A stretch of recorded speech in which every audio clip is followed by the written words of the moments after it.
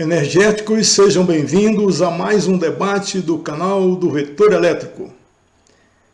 Nós vamos insistir aqui nos nossos likes, comentários, inscrições, sininho. É só assim que o nosso canal consegue continuar dando informações e transmitindo conhecimentos. De qualquer maneira, sejam bem-vindos sempre, como já foram outras vezes, nos outros vídeos, nos outros debates, e assim serão no futuro. Hoje também, sejam bem-vindos, meus caros energéticos. Hoje nós estamos fazendo uma revisão de energia e recursos energéticos renováveis. É uma transição que, visto que nós debatemos sobre recursos energéticos, nós já fizemos isso sobre recursos energéticos renováveis. Depois nós vamos para os não renováveis. Estamos fazendo uma transição e por isso estamos então fazendo uma revisão. Como eu prometi, no próximo vídeo nós vamos falar sobre eficiência energética. Hoje é uma revisão. Então começamos com energia. Os nossos energéticos lembram que nós debatemos lá no início sobre energia. O que é energia? Os países industrializados, eles têm como uma característica dominante, que é utilizar as fontes naturais de energia para assegurar o modus vivendi dos seus povos. Ou seja, o meio de vida de cada país desenvolvido é mantido pelo uso dos seus recursos naturais. O desenvolvimento de uma nação sempre foi medido, sempre foi avaliado, primeiro, pelo consumo de energia pelos seus habitantes para qualquer fim. Pela facilidade de acesso dessa população aos serviços de infraestrutura, como saneamento básico, transporte, telecomunicações e energia. Hoje, nós vamos ver que esse conceito que diz que o desenvolvimento da nação é medido pelo consumo de energia, isso aí mudou. E é por isso que eu me propus, que nós nos propusemos aqui do Vetor Elétrico a debater com vocês no próximo vídeo sobre eficiência energética. Mas era assim que se media o desenvolvimento de uma nação. Era pelo consumo de energia elétrica, pelo consumo dos seus recursos naturais, né? Também recursos energéticos. A conceituação de energia é a capacidade de realizar trabalho, certo? Vai conceituar a energia? Conceitua assim, é a capacidade que tem um corpo ou um elemento, um sistema, um conjunto de realizar trabalho. Um corpo, ao cair, por exemplo, fornece trabalho pelo efeito mecânico que ele produz com essa queda. Pode-se então medir a sua energia avaliando o resultado desse impacto. É possível avaliar a energia de algumas formas, sob algumas formas. Outras, entretanto, são muito difíceis e às vezes quase impossível de serem medidas. É de muita complexidade, por exemplo, a medição da energia que pode dispor um homem ou um animal irracional. O melhor recurso é avaliar, então, a sua capacidade de produzir trabalho, certo? Quanto um homem pode produzir em relação ao trabalho? Quanto um animal irracional pode produzir em relação ao trabalho? Essa é a forma de medir a sua energia. A lei da conservação de energia é aquela que nós já falamos antes, né? Que vem lá de um certo russo que teve a primeira ideia, depois Lavoisier colocou no papel, que diz assim que a energia não pode ser criada nem pode ser destruída. Ela é simplesmente passível de transformação. Então é impossível acontecer um fenômeno físico-químico em que as formas de energia presentes simplesmente desapareçam ou apareçam do nada, certo? Fonte de energia é a condição primitiva em que essa energia se apresenta. é como a natureza nos apresenta uma energia, é a fonte de energia. É lá que está, é lá que Deus, natureza, colocou, é lá que nós encontramos. É essa a condição primitiva, é a fonte de energia, certo? É a condição primitiva na qual ela se apresenta. Quando uma energia de difícil utilização na forma em que ela se encontra na natureza, o homem a transforma ou a transfere até que ela se torne adequada às necessidades do homem. As formas de energia, né? Nós passamos aqui direto, formas de energia. Né? Nós temos então a energia potencial, vocês se lembram bem, nós citamos até o reservatório de uma usina hidroelétrica, a água está em forma potencial, é aquela que se encontra armazenada em um corpo e que pode ser utilizada em determinado momento por meio dos meios adequados, né? Pelos meios adequados, como na água retida em um reservatório para acionar uma hidroelétrica, como nós já dissemos. Nesse caso, a quantidade de energia potencial depende essencialmente da massa de água que está lá contida, né, e da altura em que ela se encontra. Nós temos, por exemplo, vários tipos de energia potencial. Uma delas é a gravitacional, que ela é dada por essa forma. Energia potencial é igual a mgh, onde m é a massa, g é a aceleração gravitacional e h a altura. Nós temos energia potencial elástica, que é igual a EP igual a kx² dividido por 2, onde k é a constante elétrica, que é dada em Newton por metro, e x é a deformação da mola, que é dada em metro. Na nossa área, nós temos a potência, a energia potencial elétrica, que é igual, energia potencial elétrica é igual a K0 vezes Q1, Q2 sobre D, onde K é a constante eletrostática, Q1, Q2 são módulos das cargas elétricas e D é a distância. A energia cinética é a capacidade de um corpo em movimento realizar trabalho.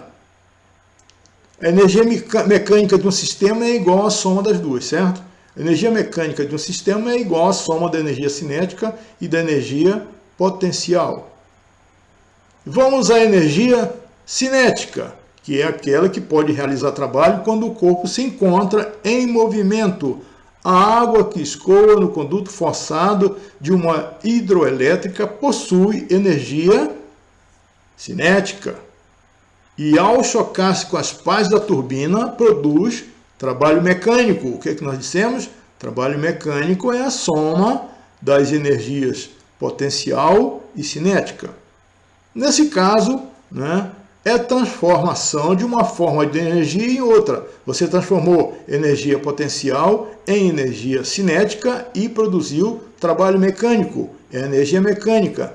Então, a energia cinética é proporcional à massa do corpo em movimento e ao quadrado de sua velocidade. Essa é a fórmula da energia cinética. Nós temos aqui um fluxograma. Nós aprendemos lá no início, no nosso debate, quando nós começamos a falar sobre recursos energéticos renováveis, então nós desenhamos esse fluxograma. As fontes primárias, que são essas à nossa esquerda, elas contêm energia nas formas potencial e cinética. As do meio, as formas intermediárias, contêm energia térmica, mecânica e elétrica. O resumo, lá o consumo final, relaciona as várias formas de energia utilizadas, as energias utilizadas e os tipos de consumidores. Né? E aqui à nossa direita, o consumo final relaciona os vários tipos de consumidores e as formas de energia utilizadas. Então, lá nas fontes primárias de energia, nós temos a hidráulica, nós temos a eólica, nós temos os hidrocarbonetos, petróleo e gás natural, nós temos o carvão mineral e outros combustíveis. Nas formas intermediárias, como nós dissemos, tem as formas térmicas, mecânica e elétrica. E ao final nós temos o uso, né, transportes, indústrias, residências e comércio e as perdas. Então nós misturamos aí as várias formas de energia e os seus consumidores. As perdas todo o sistema tem, não é? Então no sistema elétrico também existe perda. Quais são as nossas fontes primárias ou básicas de energia? O Sol, para começar, o Sol, a energia solar, é a nossa maior fonte de energia, que é uma infinita usina nuclear que emite imensuráveis blocos energéticos para o espaço, em especial para o nosso sistema solar, e a sua energia alcança em cheio a Terra, onde desencadeia poderosas transformações que dão origem à vida, mantém as espécies e delas reaproveitam a essência, estabelecendo um ciclo natural no qual nada se cria, nada se perde, tudo se transforma através da energia do Sol. Nós temos uma fonte básica de energia também, que é a nuclear, que é através do átomo, elemento natural que disponibiliza formidável quantidade de energia quando seu núcleo se divide em cadeia ou se une a outros núcleos do mesmo modo. Vários países são extremamente dependentes desse tipo de energia, né, da energia do átomo, para a produção de energia elétrica. Nós temos, por exemplo, o Japão, que é desprovido de fonte hidráulica e também de hidrocarbonetos. Então ele utiliza muito a energia do átomo. Estados Unidos, que tem mais de 100 usinas nucleares, que eu considero bombas, né? Aqui para nós, considero bombas. Enfim, a Alemanha, que tinha muito, depois limpou sua matriz, tornou uma matriz mais verde, utilizando as fontes de energia, de recursos energéticos renováveis, e tirou suas plantas nucleares. O debate mundial, né, se faz até hoje, traz à tona o esperado esgotamento dessas reservas, né? Essa matéria-prima necessária ao aproveitamento da energia nuclear vai acabar, né? A natureza não produz. Ela produziu, a Terra produziu lá no ato da sua formação, né? Segundo a teoria do Big Bang, né? Que a gente nem sabe se realmente é verdade. Mas segundo a teoria do Big Bang, né, tudo foi uma explosão e tal, e naquela ocasião que se formaram, então, esses minerais, esses tipos de recursos energéticos não renováveis, como o átomo, né, como os materiais radioativos, né, como o césio, por exemplo, né, muito usado, né, em radiografias e tal. E apesar de ser considerada limpa, a energia do átomo se depara com um problema até agora insolúvel, que é o reaproveitamento e armazenamento dos seus resíduos, certo? Que são produzidos pela transformação atômica. Ele tem uma meia-vida ainda, quando descartado após o uso para essas finalidades que nós citamos, ainda tem uma meia-vida muito longa, é radiativo e é extremamente perigoso esse resíduo. Os hidrocarbonetos, que são considerados a energia dos fósseis, ainda em plena era da dependência e da supremacia do petróleo, os hidrocarbonetos são a base da matriz energética mundial. Como eu falei para vocês, a matriz energética mundial é suja, ela polui demais, né? Mesmo com a constante e inevitável redução do potencial fóssil, esses combustíveis continuam movimentando as economias das nações do mundo, e não movimentando apenas as economias, movimentando o azar, porque as guerras, a maioria delas, são feitas procurando-se recursos energéticos, e atualmente, principalmente o petróleo. Basta que vocês vejam onde tem problema, onde tem atrito, onde tem guerra, lá está o petróleo. Nós temos o calor interior da Terra, que é a energia geotérmica. O calor existente no núcleo do globo terrestre constitui um enorme potencial de energia térmica, fonte inerente ao próprio planeta. A energia geotérmica aproveitável é proveniente de vulcões, geysers e fontes termais. Isso também é uma fonte básica e natural de energia, que é exatamente isso que nós estamos vendo agora, neste momento, né?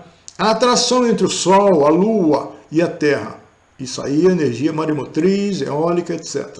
A interação entre os movimentos da estrela, do satélite e do planeta produzem as marés nos rios e oceanos. A estrela a que nós referimos, lógico, é o Sol, não é? O satélite, a Lua, e o planeta, a Terra.